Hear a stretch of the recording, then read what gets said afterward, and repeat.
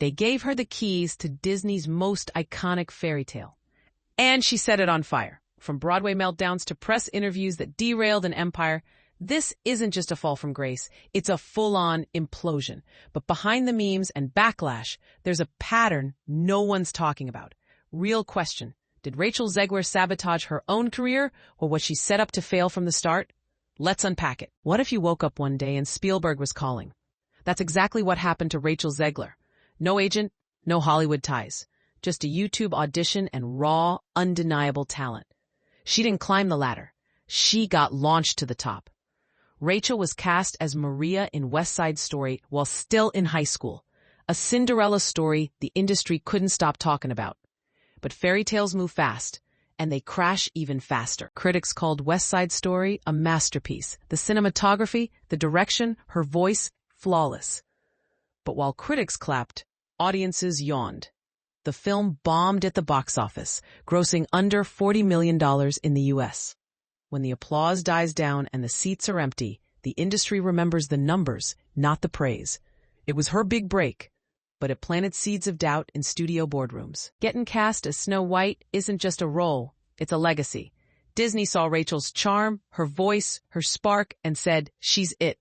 A Latina lead for one of the most iconic fairy tales ever made. On paper, it was progress. In reality, it was a cultural landmine. Because when you modernize a classic, fans don't just watch. They judge every breath. Then came the interviews. And the trouble. Rachel didn't just promote the film. She attacked the original. She called the prince a stalker, the 1937 version outdated and dumb, and said Snow White wouldn't be saved by a man. There's a fine line between reimagining and rejecting. She didn't just cross it. She sprinted. Suddenly, the audience she was meant to win over felt like they were being mocked. What started as empowerment quickly turned into a PR grenade. Rachel's strong stance on Snow White's independence wasn't the problem. It was the way she delivered it, like the original was beneath her. When you insult nostalgia, even unintentionally, the internet turns fast. Bold opinions need better timing, especially when you're wearing a crown. And then, out of nowhere, she dropped the political bomb. During the 2024 election, Rachel posted, "May Trump and his voters never know peace." No sarcasm, no filter, just full blast. When half your potential audience feels cursed by a Disney princess, there's no spin doctor alive who can fix that. Being outspoken is fine, but aim your shots better or watch the kingdom burn. The movie wasn't even out, and already Disney was sweating. Snow White's release got delayed by a full year. No trailers, no toys, no posters in stores, just silence. That's not scheduling. It's strategic retreat. When Disney goes dark, it's a digital funeral. Studios don't pause hype unless they're trying to bury it quietly. With Hollywood cooling off, Rachel went back to the stage. She landed Evita at London's Palladium, a historic role once played by legends like Patti LuPone and Madonna. It was bold, ambitious, and risky. Reinvention only works if you respect the crowd. She forgot that part.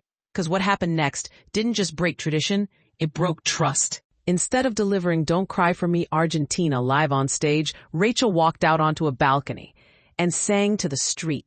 People inside, who paid up to $500, watched her on a TV screen, while sidewalk strangers got the real deal, for free. It wasn't bold, it was bizarre, a total misfire.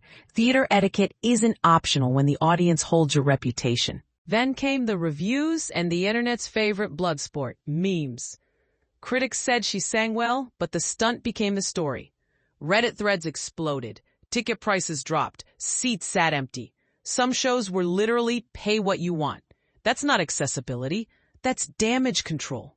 Once a joke goes viral, the show's already over. Whispers from the cast and crew started leaking.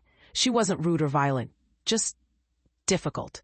She questioned direction, rewrote lines, challenged tone, not once, but constantly.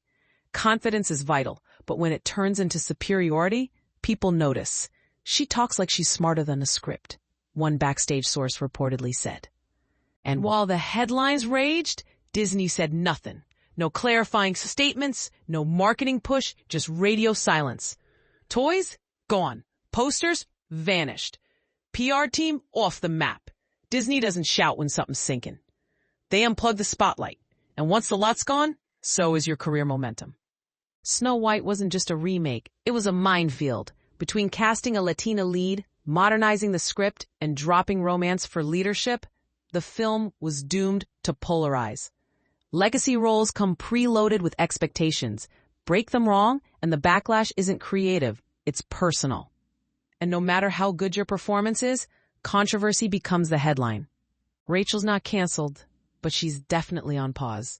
Studios won't touch you when your name divides a room. And fans, they've gone quiet. She's in career limbo. Too famous to ignore, too risky to cast. In Hollywood, maybe later is often code for never again. Every time Rachel trends, it's for the wrong reasons. Not for a new role, not for a hit performance, just backlash, memes, and call-outs. When your name becomes a warning instead of a headline, the damage is deeper than box office numbers. She went from Hollywood's rising star to a walking what not to do. Rachel didn't lack talent. She lacked timing, tone, and self-awareness. In an age where every word goes viral, charisma alone won't protect you from the fallout. Strong voices still need to listen. Loud messages need quiet strategy. And the smartest actors know when to step back before stepping up again. The door's not closed, but it's barely cracked open. Rachel still has the voice, the looks, the resume. What she doesn't have is goodwill. Comebacks require more than talent. They need humility, time, and a little silence. If she rebrands right, she could flip the narrative. If not, this is where the story ends. This Snow White didn't get poisoned. She poured the potion herself. Rachel rewrote the story, torched the tropes, and dared the world to follow her version. But in doing so, she lost the one thing a princess can't survive without: the audience's belief. Because in the end, there's no magic mirror for reputation repair. Rachel Zegler's story isn't just a career crash, it's a cautionary tale. From rising star to controversial figure, she shows how fast fame can flip and how fragile the public's trust really is. Hollywood's spotlight is a double-edged sword. Shine too bright and you risk burning out. Want to see how Jake Black reality checked her? Click right here to dive deeper. Final disclaimer: this video is commentary and entertainment only. Nothing shared here is professional advice. Always do your own research and consult qualified experts as needed.